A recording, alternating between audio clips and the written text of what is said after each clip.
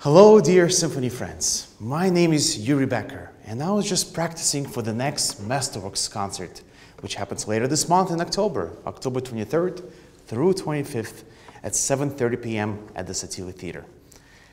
You just heard a segment of Beethoven's Violin Concerto, which opens the first half. It's in the first half of that concert. I'm so excited to have this opportunity to play and conduct this program.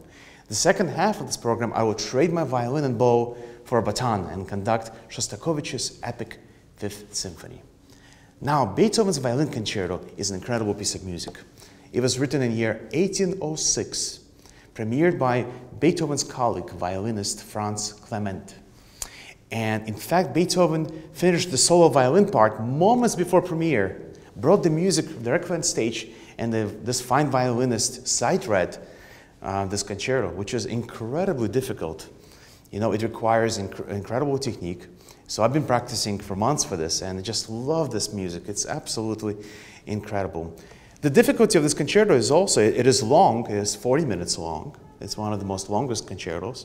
And also, it's so exposed. For violinists, there is nowhere to hide. You're just out there, you know, in front of the orchestra, for the audience, but it's an incredible work, and I just love every moment of playing it and learning it and performing it. For the second half, we'll play Shostakovich's monumental Fifth Symphony. Now, the symphony was written in the year 1937, at a time that was extraordinarily difficult for artists. The government was controlling what kind of music was to be played. They were controlling the artists. Artists, directors, playwrights didn't have artistic freedom, and very often they would disappear.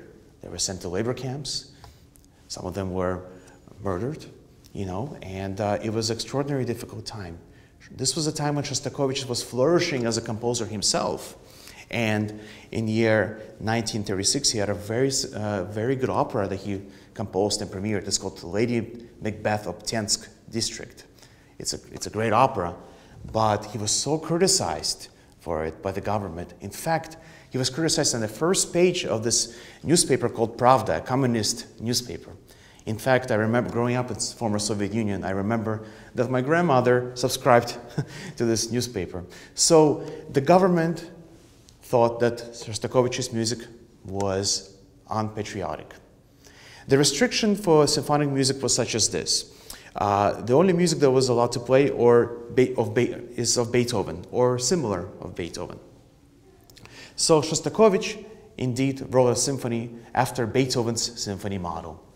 It's a movement, it's a symphony of 4 movements. It has such a big and triumphant ending. It's just really exciting. Brass are playing at full throttle, you know, strings are plowing away, a lot of sound, percussion is playing big, and it just ends so big. And the public at the premiere just loved it. The ovation lasted for 30 minutes. And it was premiered by Leningrad Philharmonic, which is now St. Petersburg, under the direction of Mravinsky. But later on, musicologists, and also in Shostakovich's biography called The Testimony, we found out that there are so many hidden messages. While this symphony indeed saved Shostakovich's life, he was protesting the government. He was protesting Stalin and the communist regime. He was fighting for artistic and musical freedom through this music. And I'll give you a couple of examples. He put all these hidden messages. For example, I told you about the ending, and it's triumphant and big. But if you look closely, Shostakovich puts a metronome marking, and it's not a fast metronome marking, it's slow, thus creating this very eerie and grueling funeral march. Now, what symphony ends with the funeral march? And another example is the scherzo movement. Scherzo in Beethoven's symphonies is light and jolly and fast, and it goes 1, 2, 3, 1, 2, 3, 1, 2, 3. Well, Beethoven, pardon, Shostakovich, did just the opposite. Shostakovich asked for this to play slow. It starts with cellos and basses. It sounds heavy, it sounds loud, just the opposite of what Beethoven's scherzo would be. And cellos and basses play yum, bum, bum, bum, bum, bum, bum, bum. Very slow and heavy and eerie. And this is a way he was making fun at the government. It's just full of satire. Anyway, musicians and I are so excited about this program. To play this music just means so much to us. And to play it for you makes it even better. And I hope you can join us on these dates in October, and I can't wait to see you later this month.